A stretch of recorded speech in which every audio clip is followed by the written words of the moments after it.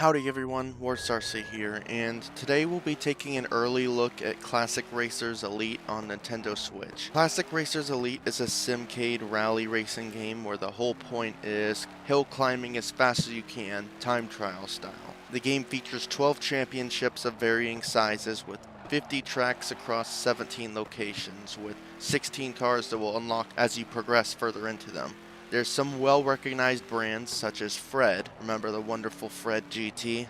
Yeah, obviously this game has some knockoffs of officially licensed cars, but you can at least tell quite easily which cars they are, as the only real difference is the parody brand name, and the selection is fairly decent. The controls are more so on the arcade side, but there is enough simulation sprinkled into the mix that you'll still feel it when you take turns or hit into things. You'll definitely need to slow down to take those corners, as it's semi-easy to lose control and spin out if you make a lot of sudden turns at higher speeds, but it's not really something to be intimidated by. I suck at simulation games, and I was able to breeze through this game with relative ease. The time goals are very forgiving, as there was only one instance in which I actually wasn't going to meet it and had to restart.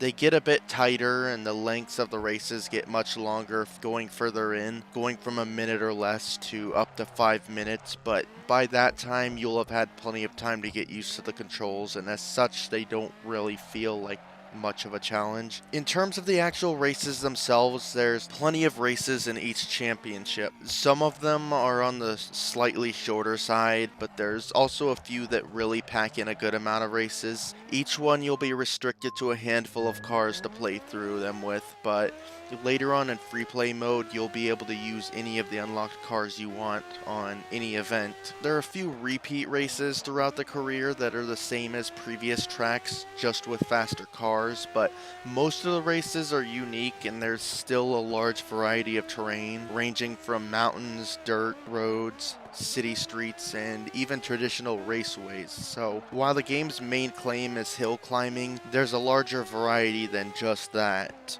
In terms of race types, while all races are simply a time attack, they throw what can be considered two different types at you. The ones that are just about pure speed, where you have clear roads and nothing to worry about besides being fast and taking those turns. And then the ones that have a lot of obstacles you have to dodge around, some of them being quite packed with some tight slow speed turns. All the races can be complete and cars unlocked in just a few hours, after which you can replay races with any unlocked car to try to get the best time for the leaderboards, which are cross-platform. On at least one of them I actually hold first place, for now at least. The graphics are decent for a Switch game.